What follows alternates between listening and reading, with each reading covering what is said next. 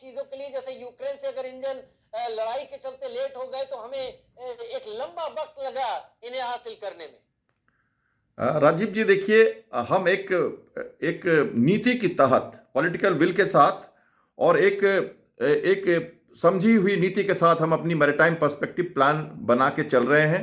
और जहां तक इंडिजिनाइजेशन का बात है तो इंडियन नेवी 2015 से लगातार इंडियन नेवल इंडिजिनाइजेशन प्लान के तहत चल रही है। एविएशन एलिमेंट्स में 4000 से 5000 ज़्यादा इक्विपमेंट को हम ऑलरेडी इंडिजनाइज कर चुके हैं। और शिप की बात कर रहे हैं तो देखिए, आज हम हेलीकॉप्टर, हमने एविएशन में, आपने पता ही, हमने हेलीकॉप्टर बना लिया है। एलएच हेलीकॉप्टर हम बना रहे हैं और दूसरे हेलीकॉप्टर भी हम बना रहे हैं। एयरक्राफ्ट कैरियर हमने बना लिया है। हमने सबमरीन SSBN भी बना लिया और अब हम न्यूक्लियर अटैक सबमरीन के भी समझौते हो चुके हैं, जो सबको भाई मालूम है कि 6 हम सबमरीन बनाने वाले हैं, तो अगले 15 सालों तक में ये सब हमारे यहां बन जाएगी। तो इस शिप की बात अगर हम आप स्पेसिफिकली करें तो देखिए 26% तो इसलिए है कि इसके बाद हमने एक तरीका लगाया है जिसमें हम एक स्टेप वाइज हम 2032 2047 तक हम पूरी तरह से स्वावलंबन के दृष्टिकोण से अपने को आगे ले जा रहे हैं। तो उस हिसाब से हम देखें तो एयरक्राफ्ट कैरियर जब हमने बनाया भारत में तो उसमें भी 77 to 80% हमने INS विक्रांत में इंडिजनाइज्ड इक्विपमेंट लगाए थे, एविएशन फैसिलिटीज लगाई थी। तो ये हम मान के चलें कि ये रशियन शिप था, और रशियन शिप बहुत कॉम्पैक्ट शिप होते हैं और इनकी डिजाइन और टेक्नोलॉजी थोड़ी डिफरेंट होती है दूसरों से, लेकिन इसको हम यहां लाके और कई इसमें हम ऐसी चीजें लगा सकते हैं जो DRDO ने बनाया है, तो वो प्रोविजन हमने इसमें रखा है। और इसलिए चूंकि ये टेक्नोलॉजी ट्रांसफर के अंदर आ रहा है और 2 शिप हम अपने आप बनाने वाले हैं, तो उस हिसाब से मैं मानता हूं कि प्रेजेंट सिचुएशन में इंटरनेशनल जो सिचुएशन है यूक्रेन और रशिया का, उसमें एक बड़ी डिप्लोमेटिक जीत है। इंडियन नेवी और रशिया के जो एक तरीका है काम करने का, एक फेथ है, उस पर विश्वास करते हुए हमने इसको चालू रखा, इसको रोका नहीं। थोड़ी डिले जरूर हुई है लेकिन सब कुछ अपनी नीति के अंतर्गत चल रहा है।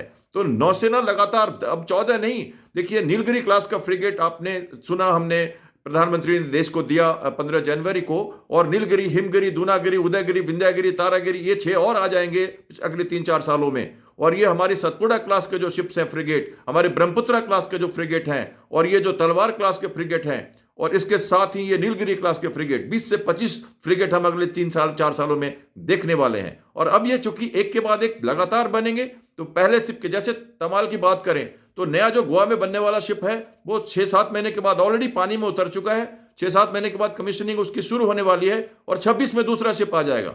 तो जब एक बार पहला शिप बने तो उसके जो फॉलो ऑन होते हैं वो बहुत फास्ट होते हैं। ये इनिशियल हिकअप, फाइनेंशियल जो सपोर्ट चाहिए, पॉलिटिकल विल चाहिए, देश का जो अभिमान नेवी की तरफ अभी जो जा रहा है, 7500 किलोमीटर, 2.38 स्क्वायर किलोमीटर्स की, मिलियन स्क्वायर किलोमीटर्स की एक्सक्लूसिव इकोनॉमिक जोन पर विजिलेंस, और हमारा इतना बड़ा क्षेत्र, और ग्लोबल साउथ में भारत का वर्चस्व, ये भी जरूरी है। क्योंकि आज सारे जो कंट्रीज हैं हमारे रीजनल साउथ में, ये हमारी तरफ देखते हैं। अफ्रीका हो या साउथ ईस्ट एशियन कंट्रीज का माहौल हो, हम वहां पर सबको प्रभावित कर रहे हैं, डिफेंस एक्सपोर्ट कर रहे हैं। और आप डिफेंस मिनिस्टर की बातें सुनते रहते हैं कि हमारी एक्सपोर्ट लगातार बढ़ती जा रही है। सब कुछ एक नीति के तहत है, स्टेप वाइज है। हम एक हम्बल नेवी से, एक साइलेंट नेवी से आज एक गूंज दे रहे हैं सागर में, इंडियन ओशन में, और नॉर्थ ओशन में, इंडो पैसिफिक सिनेरियो में। और हम अभी तो हमारे शिप्स हमारे ट्रांस अटलांटिक सिनेरियो में, मेडिटेरेनियन में, और ब्राजील में हो, साउथ अमेरिका के कंट्रीज में हो, लगातार हर जगह हमारे शिप्स लगातार ओवरसीज डिप्लॉयमेंट पे जा रहे हैं। आज की नेवी अलग है। मैं इससे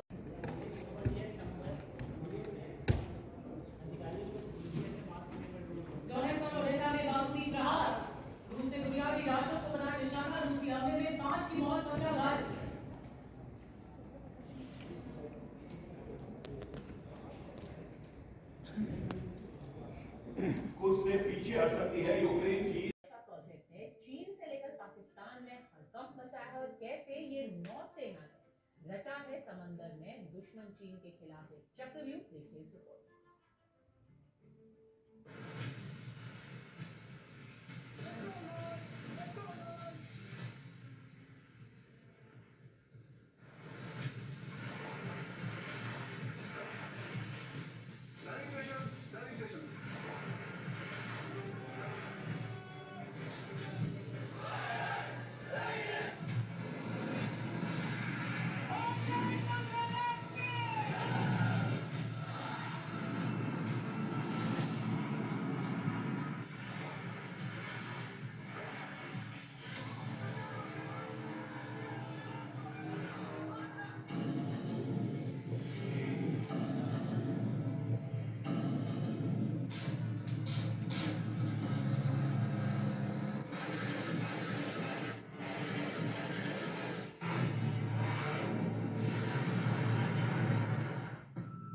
सागर में भारत की बढ़ती जल शक्ति से दुश्मनों के दिल दहल उठे।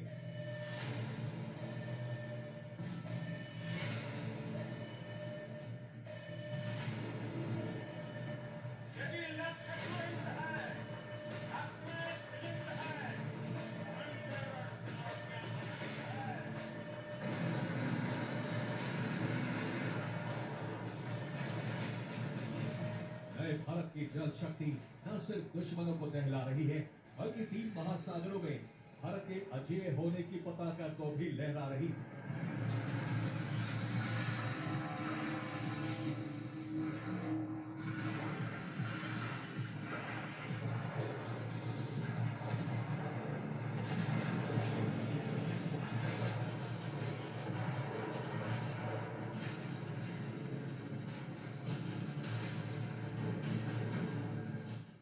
आज का हिंदुस्तान समंदर में चीन के विस्तारवादी साजिशों को नेस्तनाबूद करने को तैयार है।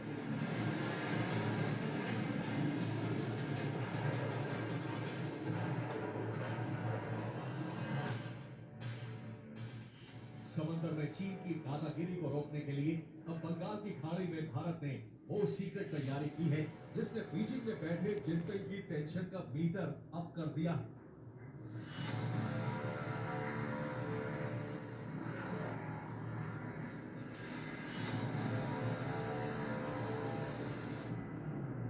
भारत ने समंदर में चीन के खिलाफ तगड़ी घेराबंदी का रोड मैप तैयार किया है।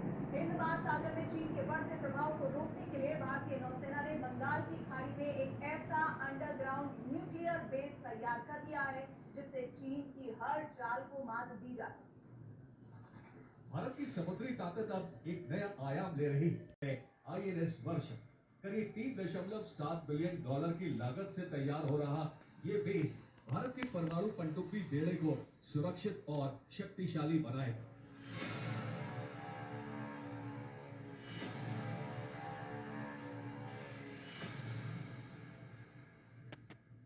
ये भारत के उसी अंडर वाटर न्यूक्लियर बेस की सैटेलाइट तस्वीरें हैं, जिसमें साफ देखा जा सकता है कि कैसे INS वर्षा का निर्माण तेजी से चल रहा है, जहां भारत की न्यूक्लियर सबमरीन्स को रखा जाएगा।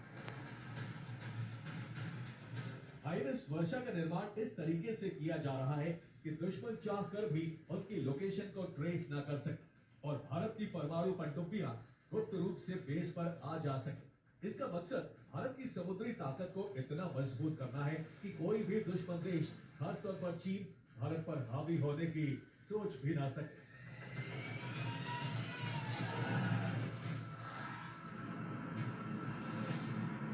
सबमरीन एक ऐसा लिथल प्लेटफॉर्म है जो अपनी सरप्राइज, अपनी मैनेवरेबिलिटी और अपनी जो डिटेक्शन को छिपाने की क्षमता है, इसके साथ जिसकी वेपन कैपेबिलिटी, इनके साथ एक बहुत ही लिथल प्लेटफॉर्म बन जाता है। लुक ईस्ट पॉलिसी में अंडमान निकोबार द्वीप की सुरक्षा और हिंद महासागर में हमारा वर्चस्व, मालाक्का स्टेट, सुंट्रा स्टेट पे हमारी निगरानी, सी लेन्स ऑफ कम्युनिकेशंस के ऊपर हमारा जो सर्वेलेंस है, ये सब जरूरी है। और चाइना की जो पेट्रोलिंग हमारे एरिया में हो रही है, उनसे हमारे सर्वेलेंस को गुप्त रखते हुए अपना अधिकार इस क्षेत्र में बरकरार रखना, ये काम INS वर्षा करने वाली है।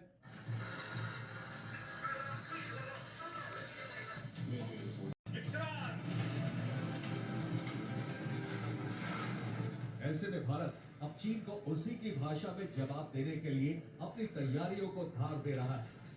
अब सवाल यह है कि भारत को इसकी जरूरत क्यों पड़ी, तो इसके पीछे की कई वजह हैं।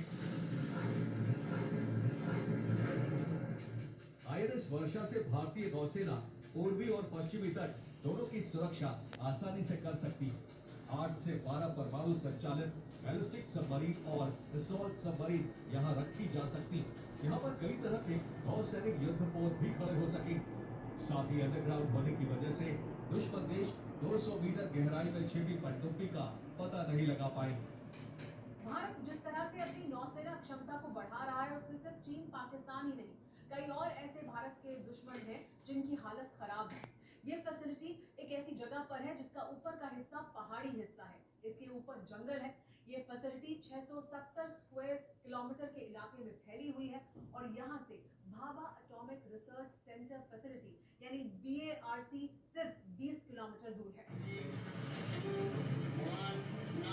दरअसल नेवी में सबसे महत्वपूर्ण एसेट परमाणु पनडुब्बी होती और इसके बारे में सारी जानकारियां गुप्त रखी जाती। सबसे ज्यादा खतरा दुश्मन के सैटेलाइट से रहता है। सैटेलाइट के जरिए दुश्मन देश पोर्ट की हर मूवमेंट पर नजर रखते हैं। खास बात यह है कि परमाणु पनडुब्बी महीनों तक समुद्र की गहराई में छिपी रह सकती है। ऐसे में समुद्र की 200 मीटर गहराई में छिपी पनडुब्बी का पता लगाना लगभग असंभव होता है। फिलहाल हमारे जो सब सरफेस बैलिस्टिक न्यूक्लियर सबमरीन्स हैं, ये सभी विशाखापट्टनम में हार्बर में मौजूद हैं और वहां से ऑपरेट कर रही हैं। रामबेली में जो बनाया गया है, तो वहां से अगर हम इनको लॉन्च करेंगे तो इसकी पकड़ दुश्मन नहीं ले पाएगा, एयर सर्वेलेंस भी नहीं कर पाएगा, डिटेक्ट नहीं कर पाएगा और सुरक्षित हमारे सबमरीन वहां से अपनी प्लान के हिसाब से निकलेंगे, वापस आएंगे, मेंटेनेंस में रहेंगे। और इसके साथ ही भाभा एटॉमिक रिसर्च सेंटर का भी सेंटर है वहां से, जहां से इनको तकनीकी सपोर्ट मिलेगी। कम्युनिकेशन सेंटर भी है, बहुत बड़े आयाम पे इसको बनाया जा रहा है। आज की तारीख जिबूती में अपने नौसैनिक अड्डे बना लिए हैं। सिर्फ इतना ही नहीं, आज की तारीख में चीन के पास 12 परमाणु पनडुब्बियां, जिनमें से 6 बैलिस्टिक मिसाइल दागने में सक्षम है। वहीं भारत के पास फिलहाल 2 परमाणु पनडुब्बियां हैं। ऐसे में भारत के लिए चीन एक बड़ा खतरा बनकर उभरा है। यही वजह है कि अब भारत का ये सीक्रेट न्यूक्लियर बेस चीन की हर चाल का करारा जवाब देने का एपिसेंटर बनेगा।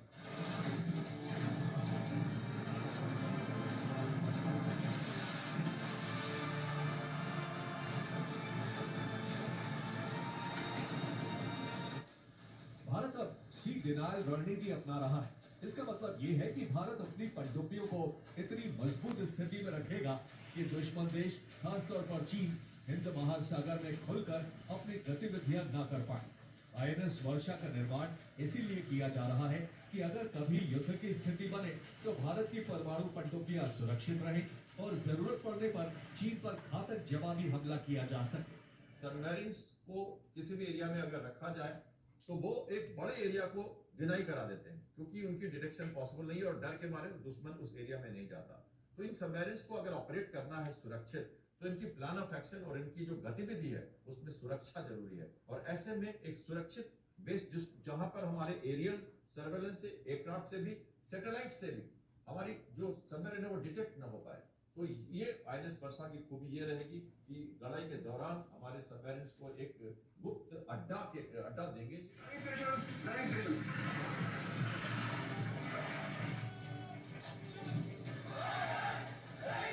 भारत जानता है कि चीन तेजी से अपनी सैन्य क्षमताओं को बढ़ा रहा है। ऐसे में भारत को भी अपनी शक्ति में इजाफा करना होगा। परमाणु संचालित अटैक पनडुब्बियां बनाने जा रहा है।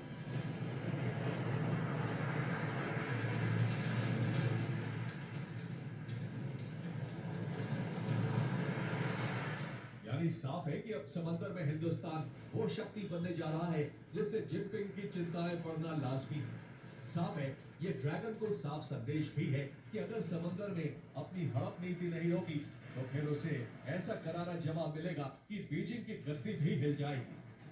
Bureau report, TV9 Bharat. Hind महासागर में भारत के खिलाफ षड्यंत्र रचता है,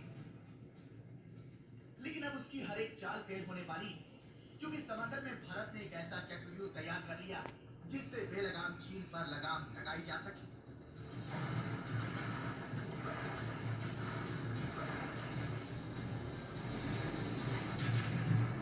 दरअसल भारत के लिए बंगाल की खाड़ी सामरिक रूप से बेहद अहम मानी जाती है, क्योंकि ये वो क्षेत्र है जहां भारत के मिसाइलों से लेकर उसके सैन्य उपकरण, यहां तक कि सैटेलाइट परीक्षण भी होते हैं।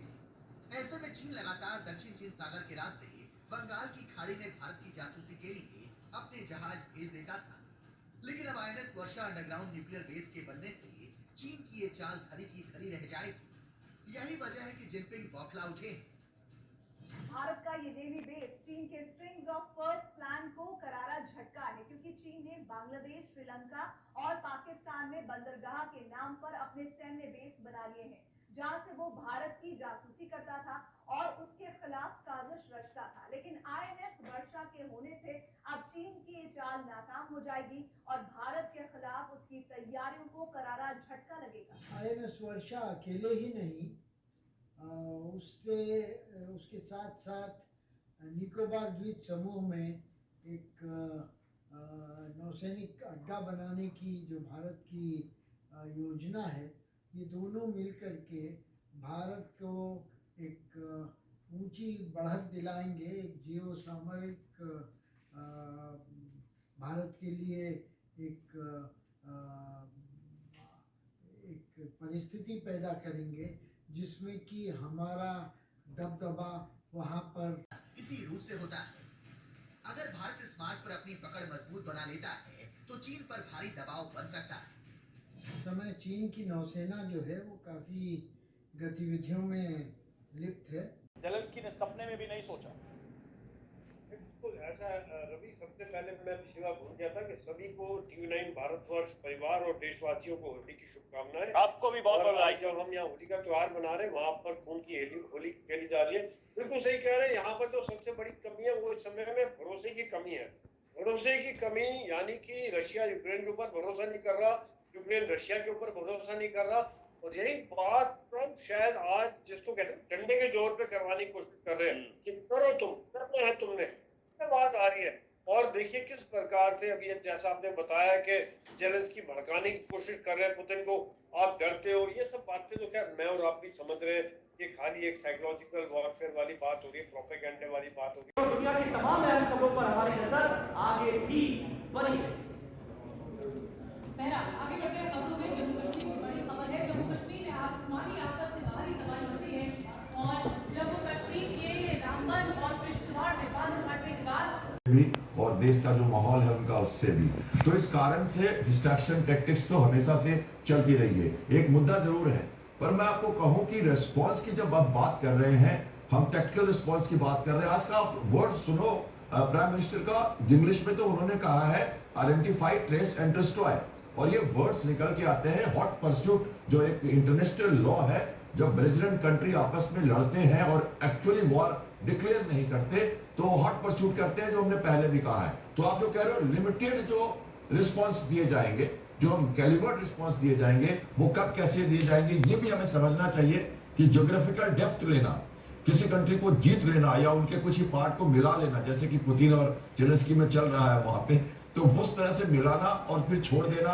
और उतना ही रखना जितना जरूरत है। तो पीओ की हमारी जरूरत जरूर है, लेकिन उसके लिए माहौल बनाना पड़ता है। और हम 5 साल से माहौल ही तो बना रहे हैं, और हम माहौल बनाते जा रहे थे, समय का इंतजार कर रहे थे कि अब हम उसको कब करेंगे। लेकिन ये भी समय जरूरी नहीं कि अभी इसकी हम पीओके पे इस बात को ले जाएं।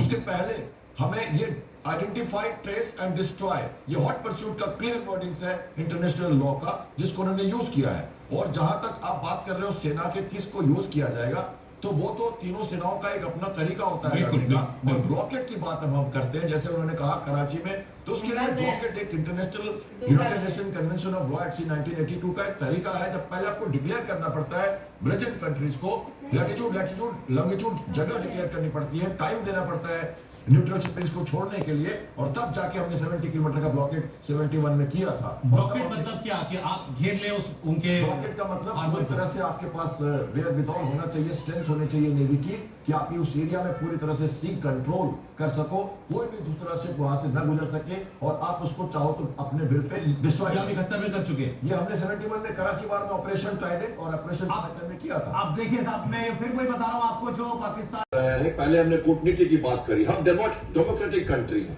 और जब ऐसे कोई बात होती है तो हम उछलते नहीं है। हम एक पूरी तरह से एक डिटरमाइंड होके एक कैलिब्रेटेड मेजर्ड रिस्पॉन्स देते हैं। हमने पहले भी दिया है, एक उसको हमने स्ट्राइक बोला और जो भी बोला, लेकिन हमने एक मेजर रिस्पॉन्स दिया। और कब कैसे कहा करना है ये हमें बोलने की जरूरत नहीं होती, ये सिक्योरिटी फोर्सेस का अपना तरीका होता है। लेकिन जहां तक आप प्रिपेयर्डनेस की बात कर रहे हैं, तो जिस दिन ये हुआ है 22 को, उसी दिन शाम को राजनाथ सिंह जी ने आर्मी चीफ से पूरी तरह अपनी बात की थी और आकलन किया था हमारे प्रिपेयर्डनेस का। और नदन कमांड के जो सीएनसी हैं वो रश कर गए थे दिल्ली से इमीडिएटली, फॉर्मेशन कमांडर के साथ उन्होंने ब्रीफ की, और जो एलजी है वहां के और वहां के सिक्योरिटी फोर्सेज की एक अलग बैठक हुई है। और अभी पहलगाम में सीआरपीएफ और सारे इंटेलिजेंस एजेंसी जो है लगातार उनकी ब्रीफिंग चल रही है आज शाम को। अब ये सारी चीजें कूटनीति का पहला स्टेप, और इकोनॉमी को इफेक्ट करना, किसी ट्रीटी को तोड़कर, जैसी सिंधु जो नदी की ट्रीटी है उसकी बात हम कर रहे हैं, तो सूखा पड़ेगा वहां और इकोनॉमी उनकी ट्रिपल होगी।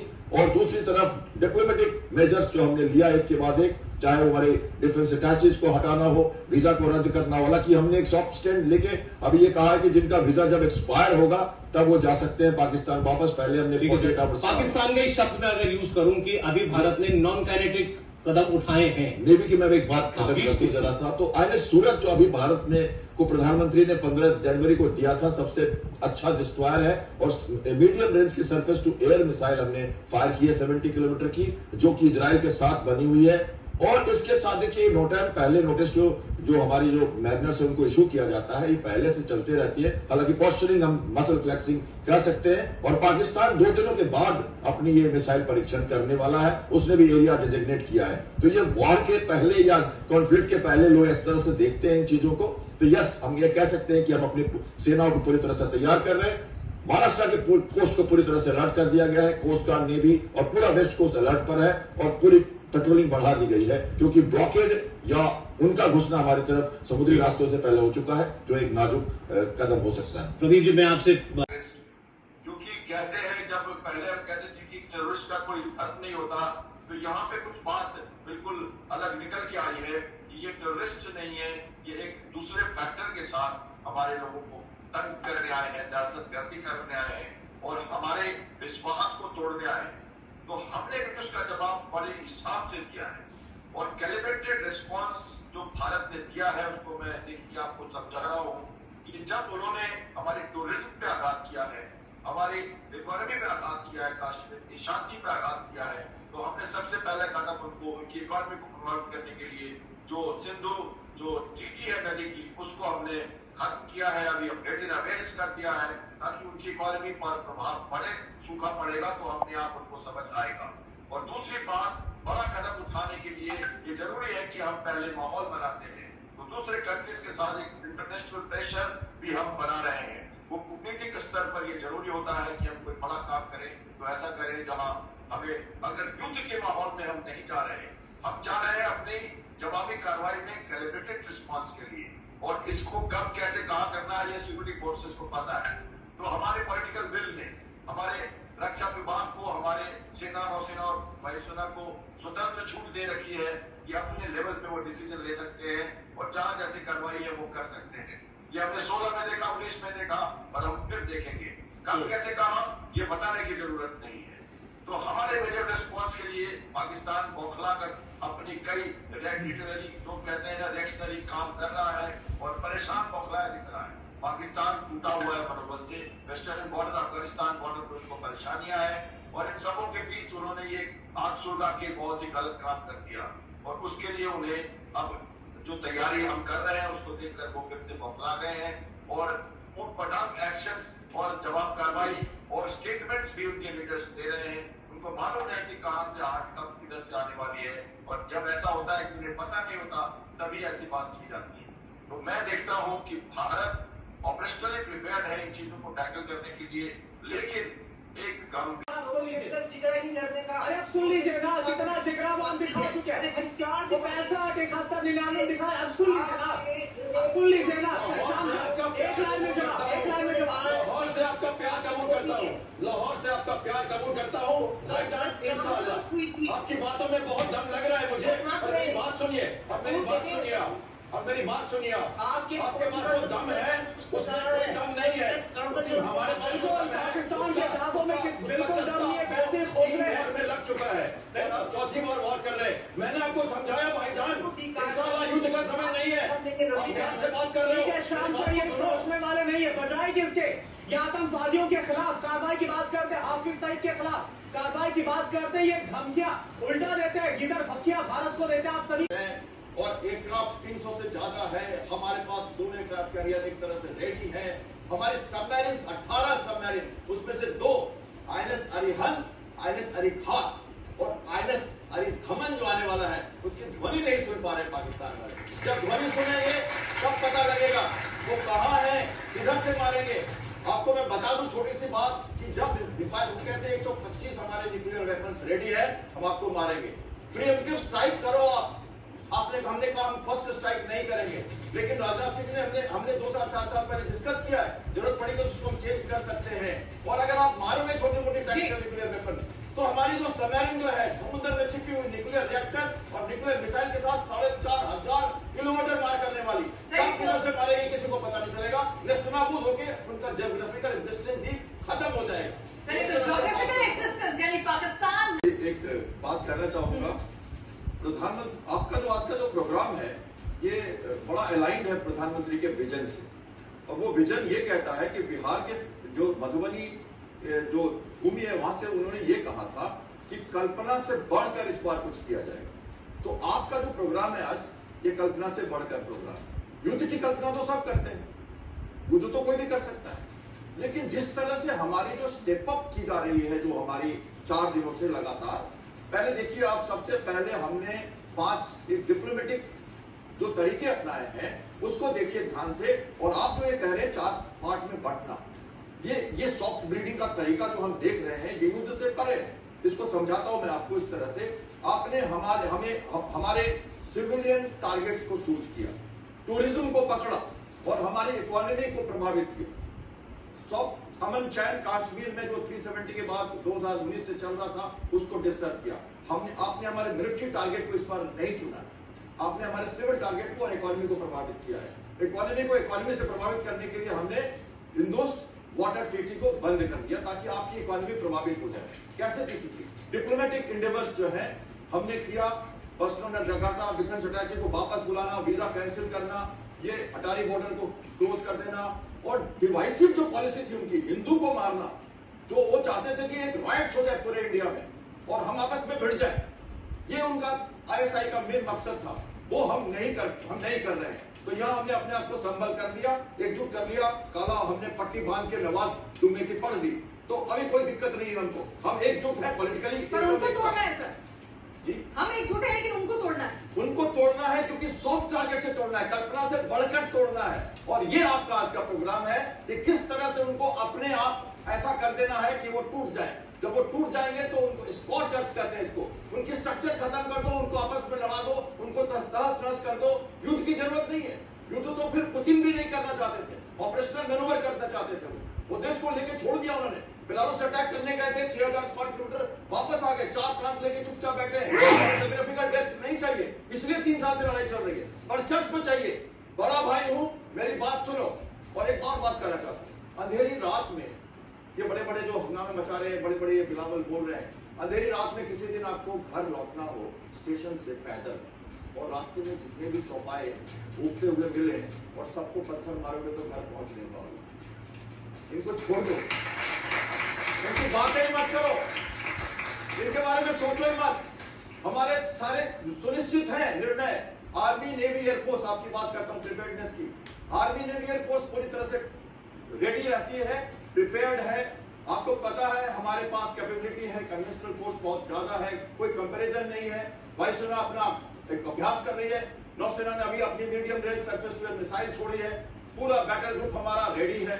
हमने 71 में, मैडम का क्वेश्चन है, 71 में हमने ब्लॉकेट किया था कराची को, घेर कर मारा था, और मैं मिसाइल ग्रुप का कैप्टन रह चुका हूं। INS चटक, जब मैंने मिसाइल दागी थी सरफेस टू सरफेस, यही मिसाइल था जब हम 20 किलोमीटर जाके रात को मैंने कराची में बस्ट किया।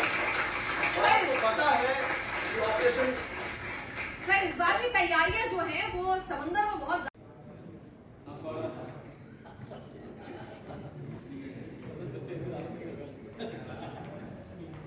उसका कुछ और भी नहीं हो जाता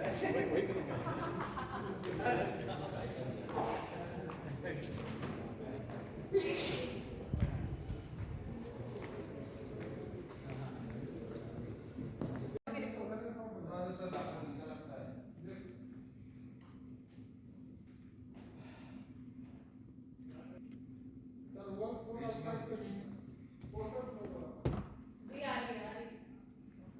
हाँ ठीक है, कैसी है? आई अब तो ठीक है।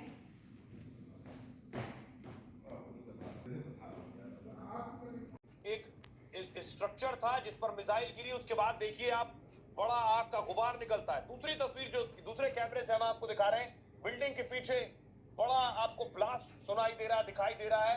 ये दूसरा टारगेट तीसरे कैमरे के जरिए हम आपको दिखा रहे हैं। जिस वक्त ये स्ट्राइक हो रही थी उस वक्त जिन लोगों ने कैमरे में तस्वीर कैद की है वो तस्वीर आप देख पा रहे हैं। लेफ्टिनेंट जनरल प्रतीक शर्मा कंट्रोल रूम में आपको बता दें प्रतीक शर्मा को नॉर्दर्न कमांड का चीफ बनाया गया था। नॉर्दर्न कमांड सेना मुख्यालय के संपर्क में है लेफ्टिनेंट जनरल प्रतीक को नॉर्दर्न कमांड में पिछले दिनों लाया गया। प्रधानमंत्री नरेंद्र मोदी लेफ्टिनेंट जनरल प्रतीक को लाए और उसके बाद एलओसी और एलएसी का जिम्मा प्रतीक शर्मा साहब के पास था। भारतीय सेना एक के बाद एक 9 स्ट्राइक के बाद खबर मिल रही है ऐश्वर्या जो बता रहे हैं कि पाकिस्तानी फाइटर भी सुचारिता भारतीय सेना ने गिरा दिया।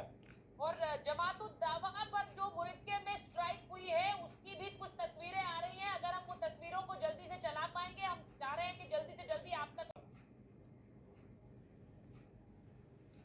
देखिए, इस वक्त हम अंतर्राष्ट्रीय सीमा से नियंत्रण रेखा की ओर जा रहे हैं। लगातार जो है नियंत्रण रेखा पर जो है वो पाकिस्तान की तरफ से युद्ध विराम का उल्लंघन किया गया है। कुछ नापाक कोशिशें पाकिस्तान की तरफ से हुई हैं जिसे भारतीय वायुसेना और भारतीय सेना के जो है डिफेंस सिस्टम है उन्होंने ब्लॉक किया है। कुछ इन्फॉर्मेशन जो हम अभी चैटर पिकअप कर पा रहे हैं उसमें ये रिएक्शन टाइम भी नहीं मिला है, वो हमले का इंतजार करते रहेगा। ये स्ट्राइक कर रही है भारतीय सेना। 10 बजे पाकिस्तान में दो चीजें 10 बजे होनी है। एक पाकिस्तान में बैठक बुलाई गई 10 बजे और दूसरा 10 बजे भारतीय सेना भी प्रेस कॉन्फ्रेंस करने वाली है। भारतीय सेना प्रेस कॉन्फ्रेंस करके संभव में बताएगी। शाहबाज ने 10:30 बजे बैठक बुलाई है। 10:30 बजे खुद पीएम शाहबाज शरीफ ने बैठक बुलाई है। दूसरी एक और खबर मिल रही दर्शकों को बताएं, पाकिस्तान में इमरजेंसी भी लगा दी गई है। साथ ही बिल्कुल, भारत माता की जय। ऑपरेशन सिंदूर के साथ भारत ने अपनी पहल कर दी है। ये रिटेलिएशन है और ये हॉट परस्यूट है। हमने उस जगह को मारा है, हमने अपने जमीर के हिसाब से लड़ाई की है, हमने जमीनी लड़ाई नहीं की है। और इस बात का हमें ध्यान है कि हम कोई कोलेटरल डैमेजेस नहीं चाहते, इसलिए प्रेसिशन स्ट्राइक है और ये हमारा अधिकार है। International law of armed conflict में हमारा यह अधिकार है कि हम उन चीज़ों को तहस नहस करें जो हमारी संप्रभुता के अगेंस्ट होता है। तो हमें जानना है कि हम वो कर रहे हैं जो जरूरी है। जमीन की लड़ाई नहीं है। एयर स्पेस वायलेशन अगर उन्होंने किया है तो हमारे एयर डिफेंस कैपेबिलिटी पूरी तरह से तैयार है। हमारे एयरक्राफ्ट कॉम्बैट एयर पेट्रोल लगातार कर रहे हैं और किसी भी दुस्साहस का जवाब देने के लिए पूरी तरह से तैयार है। तो भारत माता की जय। और जब निक्सन ने यह सुना था 71 में तो वो परेशान हुए थे। अगर समझा सके ये जो स्ट्राइक्स हुए हैं इन्हें कैसे अंजाम दिया गया, कैसे टारगेट्स लॉक किए गए, इसका अगर आप डिटेलिंग कर सके। देखिए, ये बातें टैक्टिकल हैं और हमारी सरफेस टू सरफेस मिसाइल्स जो हैं, जो अपने हिसाब से स्ट्रेटेजिकली पोजीशनड होती हैं, उनको अपने टारगेट्स डिफाइंड होते हैं। सिर्फ एक जरूरत होती है एक पॉलिटिकल विल की, देश की और हमारी जनता का विश्वास। आर्मी हमेशा से रेडी रहती है। तो उन्होंने surface to surface missile attack किया है। मैं आपको बताऊं, ट्रंप ने उन्हें कहा कि भारत अपने आप सॉर्ट आउट कर लेगा। निक्सन ने 71 में जब सुबह सुबह उन्हें CIA ने रिपोर्ट दी थी कि कराची धुआं धुआं हो रहा है, पहली बार surface to surface missile boats navy ने अटैक किया था कराची को। तो आज का दिन और वो दिन दोनों बराबर मुझे दिख रहा है। तो ये surface to surface missile attack है और बेहतरीन अटैक है। और हमने 9 जगह फायरिंग की है। हमने उनके अड्डों को तहस नहस किया है। हमने रावलपिंडी तक बर्बाद किया है। तो हम जानते हैं कि हमने कहां क्या करना है, कब करना है, कैसे करना है। और उसके साथ ही पूरा देश भी तैयार है। एक स्टेप अप प्रोसीजर की तरह शांत युद्ध लड़ना है। हमें देर तक लड़ना है, हमें रुक कर रहना है और हमें कोई भी ऐसा प्रोवोकिंग काम हमने नहीं करना है जो हमारे इंटरनेशनल लेवल पे बेकार हो और पाक की जनता को बर्बाद करे।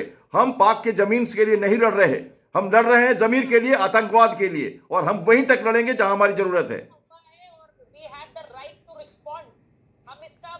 जवाब देने के लिए वहां कल सुबह से बैठकें भी होनी है, ये तय करने के लिए कि अब उन्हें क्या करना है। लेकिन पाकिस्तान को कैसे, ये खबर भी नहीं हुई। वो बार बार कह रहे थे हम प्रिपेयर्ड हैं, हम इस पूरी हमें पता है भारत कभी भी हमला कर सकता है। लेकिन इन सब के बावजूद उन्हें पता भी नहीं चला और हमला हो गया है। एक बार जतिन के पास जा रहे हैं, जतिन के पास कुछ इनपुट है, इंपॉर्टेंट इनपुट है। जतिन ये पहले कर लिया। रात के 2 बजे सूचना प्रसारण मंत्री ने जब बैठक की थी पाकिस्तान की तो अफरा तफरी में थे। हमने शायद वही समय चुन लिया। ये जिस तरह से ये स्ट्राइक्स हुई हैं कैप्टन कुमार, उसके लिए बहुत जरूरी था कि जो लोकेशंस जिनको स्ट्राइक किया गया उनकी इंपॉर्टेंट इनपुट, उनकी इंटेलिजेंस जो है वो हमारी सेनाओं के पास हो। तो वो भी इन दिनों में 22 तारीख के बाद जब वो घिनौना कांड हुआ उसके बाद, उस हमले के बाद ये जो सिक्योरिटी इंटेलिजेंस के जरिए जुटाई गई ये इंटेलिजेंस के कहां लोकेशंस हैं जहां पर स्ट्राइक करना है और उसके बाद उनको कैसे कोऑर्डिनेट करके स्ट्राइक करना है, इतने दिन ये पूरी जो एक प्लानिंग थी वो हमारी आंखों के सामने एक तरह से होती रही, वो जो बैठकें थी उनके जरिए। बिल्कुल, देखिए एक इंटेलिजेंस गेनिंग जो है एक सतत प्रक्रिया है, ये लगातार चलती रहती है।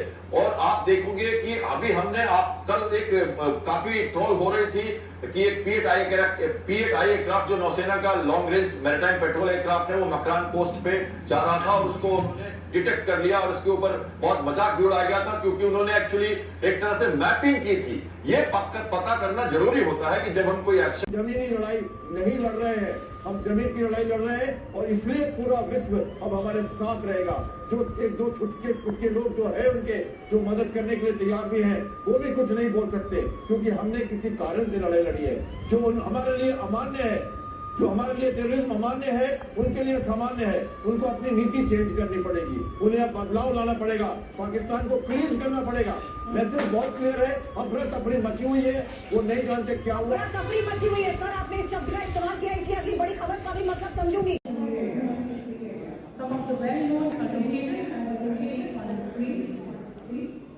They are distributed from Sawai Nala in the north, approximately 21, ending at Bhagatpur to the south.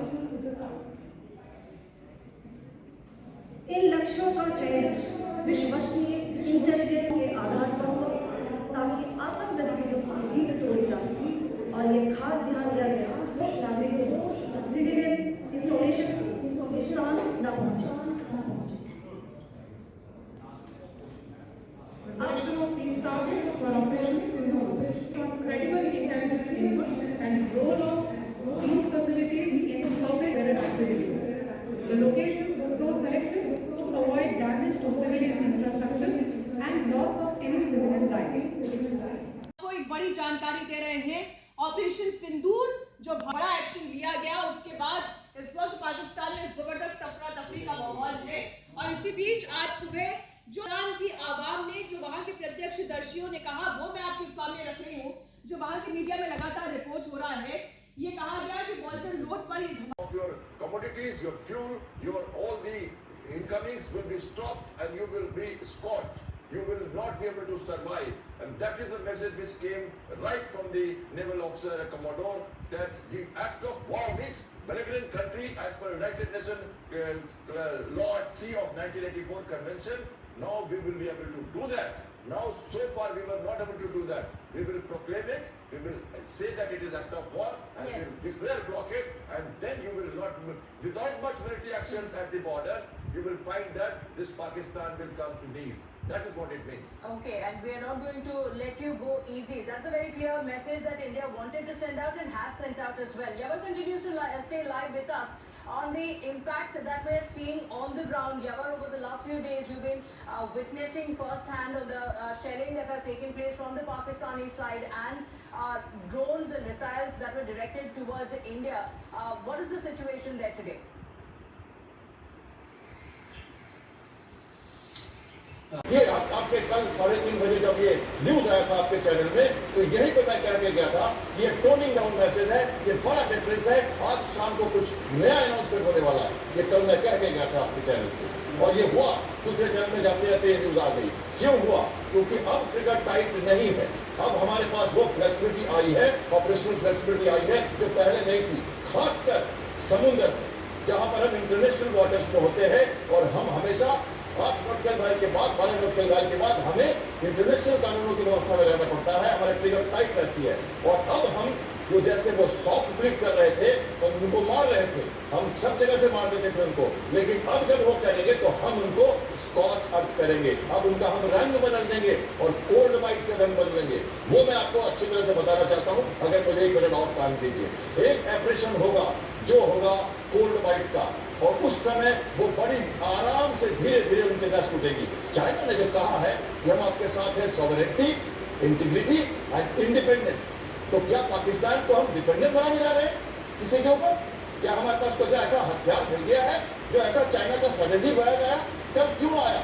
क्योंकि वो उनका जो पोर्ट है, उनके जो हार्बर्स हैं, जहां वो सीपैक से आना चाहते हैं, उन सबको अब चौक किया जाएगा और वो धीरे धीरे होगा। कल जो नेवल अफसर को हैंडओवर किया गया था ब्रीफिंग, वो वैसे नहीं किया गया था। अच्छी पोस्चरिंग थी, मुझे मजा आया देख के कि वहां पर एक नेवल अफसर कह रहा है सबसे पहले हमने डिफेम किया उनको और उसके बाद कहा कि हम ऑपरेशनली पूरी तरह से रेडी है। एयरफोर्स का बयान कि सिंदूर जारी है। ये बात आप समझिए। थोड़ी और बात कहना चाहूंगा।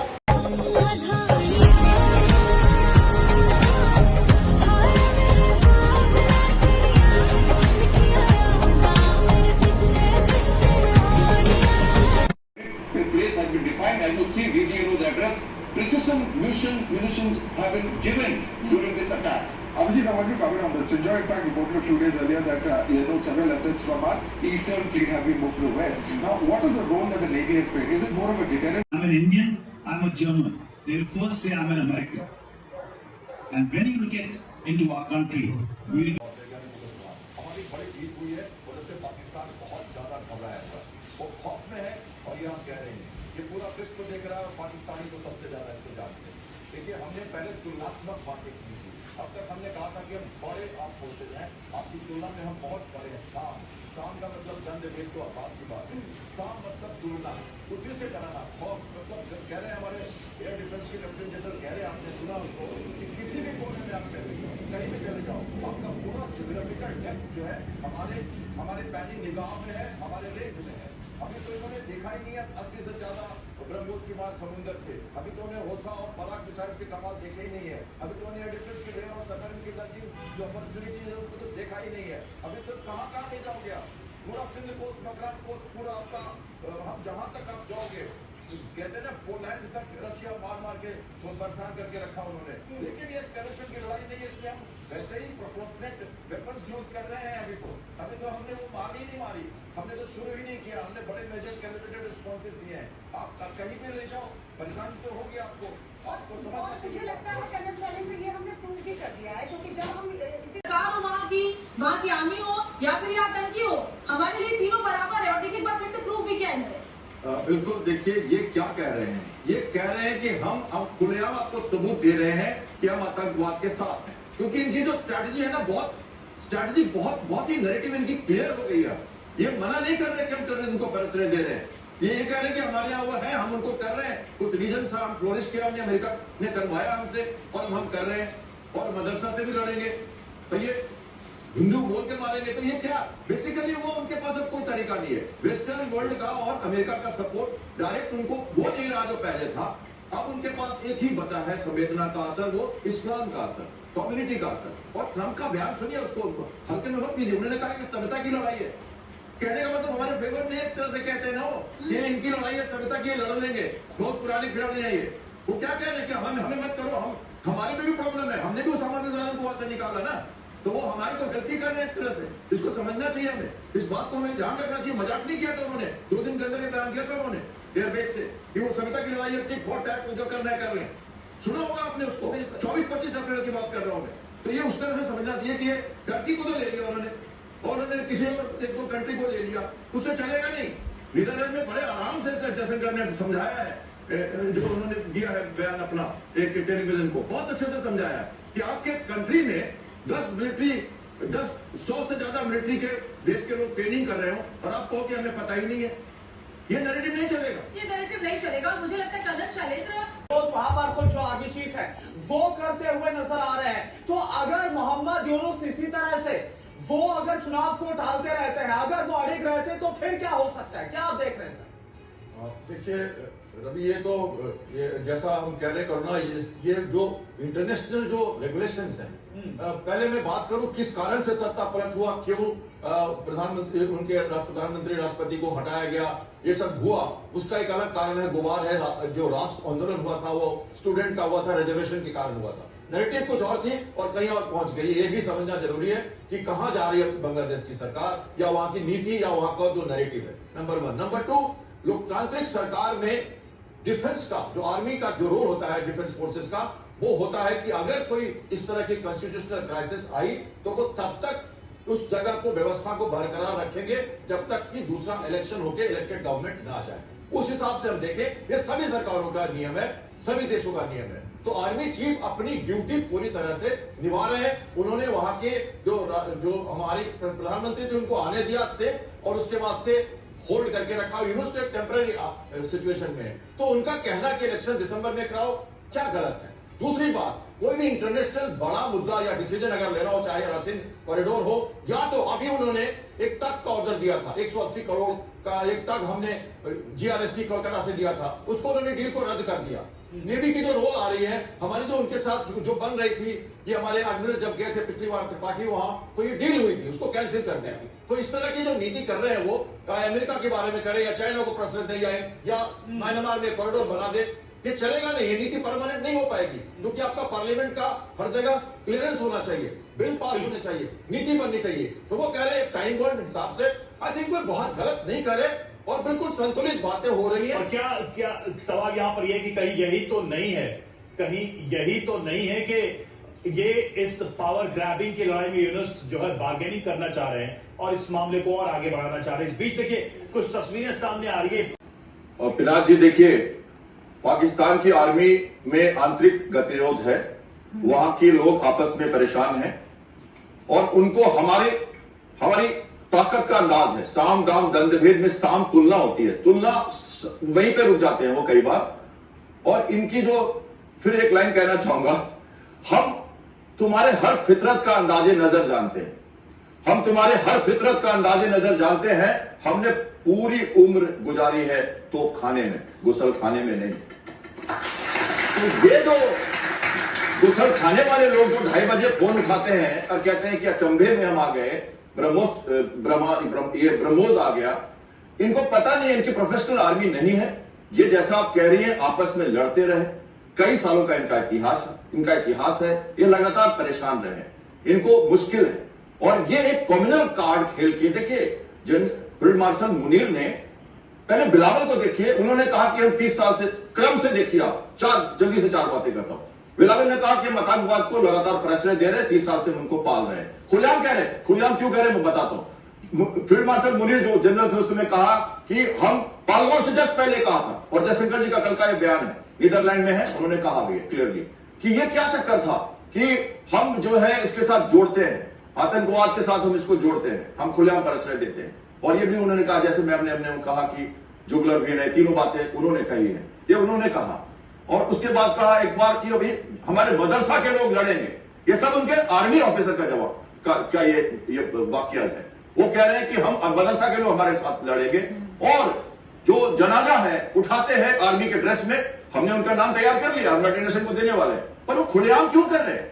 वो कैसे कह रहे हैं कि ये लोग हम फूल चढ़ा रहे हैं, हम झंडा लगा रहे हैं, हम जिनके जनाजे, क्यों कह रहे हैं? क्योंकि अब वो कह रहे हैं कि आप सबूत दे दो, हमें डर नहीं है, हम आतंकवाद के साथ हैं, क्योंकि हम एक कॉम्युनल कार्ड खेलना चाहते। भारत में पहलगाम में उन्होंने फेथ खोज के मारा, डिवाइड करने की कोशिश की, वर्ल्ड का ओपिनियन अपने तरफ लेने की कोशिश कर रहे हैं, इस्लाम बॉम्ब का यूज करना चाह रहे हैं, और वो चाह रहे हैं कि टर्की जैसे 2-3 लोग उनकी मदद करें, और वो एक तरह से मिडिल ईस्ट को लेके हमारे खिलाफ खड़ा करके और लड़े। और ट्रंप ने कहा आप इस्लाम के नाम पर लड़ेंगे और आर्मी में बगावत जो है उससे भी इनकार नहीं किया जा सकता।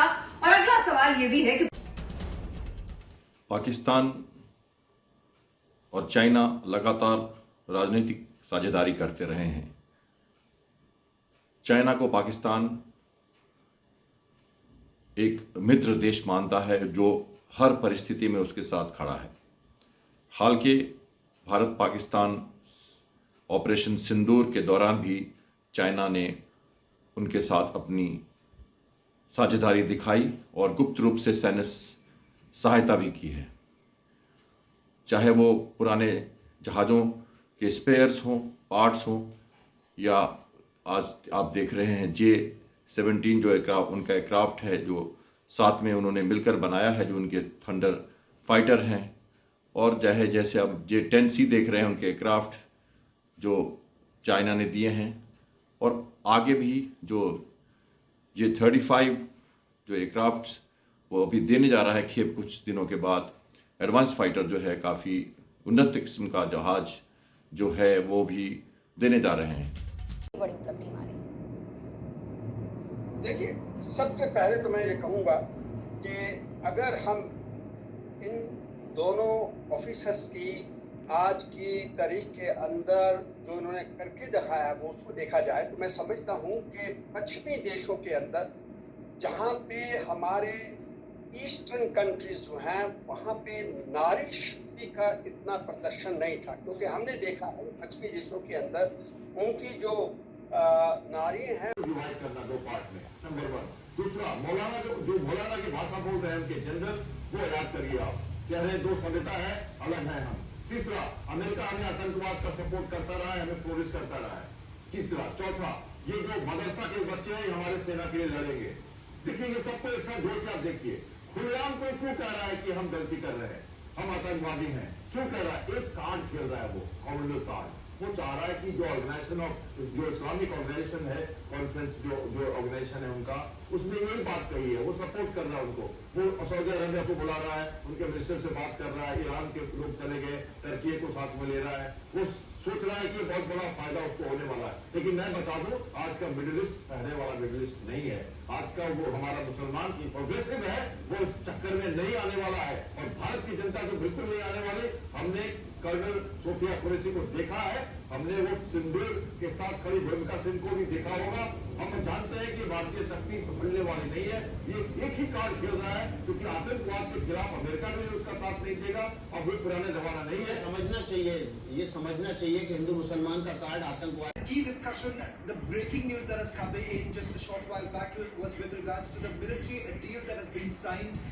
Now with the Navy carrying out the exercises, and you have a deal that has been signed with the United States of America, $131 million, a clear signal that is being sent out that this time there is a different front that has opened up.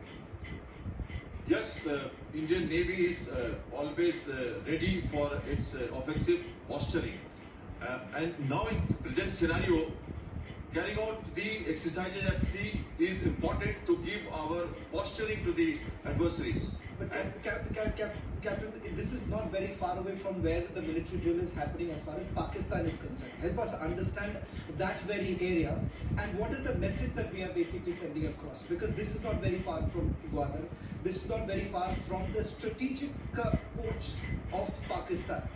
How do you help us? How do you make the most of this particular exercise? Yes, Arabian Sea, North Arabian Sea is the sensitive area presently, and the Makran coast, which is having a port of Karachi and Gwadar now.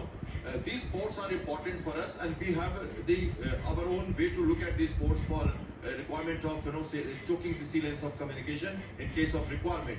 So when we talk about high sea, when we talk about the freedom of navigation, all the ships are at liberty to move around, and beyond 200 nautical mile and within the 200 nautical mile of exclusive economic zone as per UNCLOS 1982, all the ships can carry out operations. That's why we have brush fire kind of things which happens on land, where we touch very close to each other, our aircraft fly close to each other, and which is happening in South China Sea very regularly. So you can see the same scenario happening in North Arabian Sea now, where we have the ships carrying out drill in very close proximity. We have our own set of norms. We maintain we exercise caution, but there are chances that we can go beyond. So therefore, the Indian Navy would be extremely cautious about the posturing, at the same time giving the right message. Standing with India, because this is a nation where there is a big trust deficit. See this, the sequence of actions which we noticed from the beginning, from 23rd itself. You see, we have been very clear, because the Pakistan has been always on the back foot, and this was a great message for all the Indians, and especially the military and obviously the political might, because they were saying that India is attacking, there is an imminent chance of war. Ministers were talking one after another. They were quite confused, and they were not ready for this kind of actions and diplomatic measures that Prime Minister took on 23rd of April. So that was one strength that India had as upper hand, and we knew that Pakistan is on back foot. That is number one. Number two, our military was given free hand, but at the same time salute to the military discipline that the entire military setup has acted in a very, very professional manner in a restrained conditions, which is very difficult It is very difficult for a person on ground to don't get provocated and don't retaliate in a manner which is not proportionate. So every time we have acted in a proportionate manner, measured, calibrated and calculated responses, which was coming down from the higher echelons, from the political will, and it was going down to the last man on the border. This is a very, very important thing to understand. Whole world must have noticed the discipline, the professionalism, and the way Indian armed forces reacted, not violating the airspace of other country, keeping within our limits, and still giving the effect. So this is the second point. The third point is Indian posturing, which has been on the desk yesterday. What it means, a naval officer coming onto the scene of action with the two other military officers and changing the posturing from the diplomatic endeavors to the military action. This is the message that was given. And what does it mean? It means that the forces which were still working on the green room, on the background, which has not come in scene of action to the people, they are now ready. And that is a larger message for the world and to Pakistan, that we will choke you, we will poke you, we will choke you, and we will scorch earth. We will bleed you the way you are bleeding us.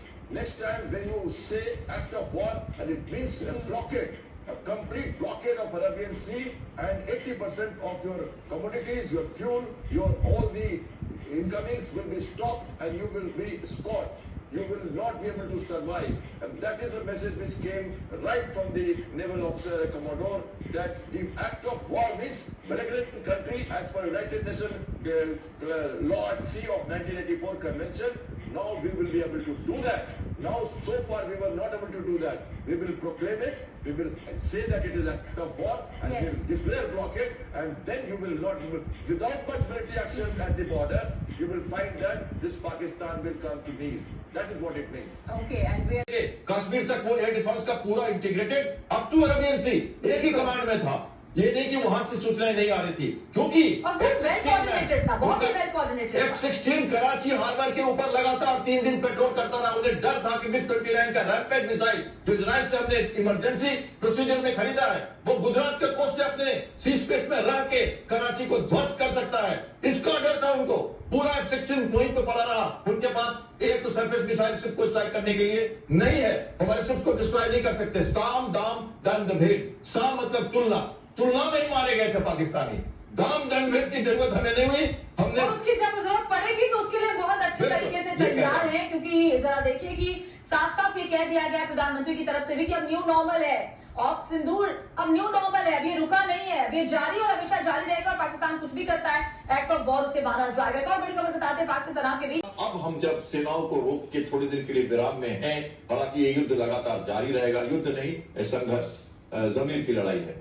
तो अब हमें ये जरूरी है कि देश को भी समझना है. जो जनाक्रोश है उसको हम समझा चुके हैं. थोड़ी बहुत हमारे अब घरों में थोड़ी बातें नरम हुई हैं कि हमारी जो क्या क्या मिलने वाला है. विदेश में जाके समझाना.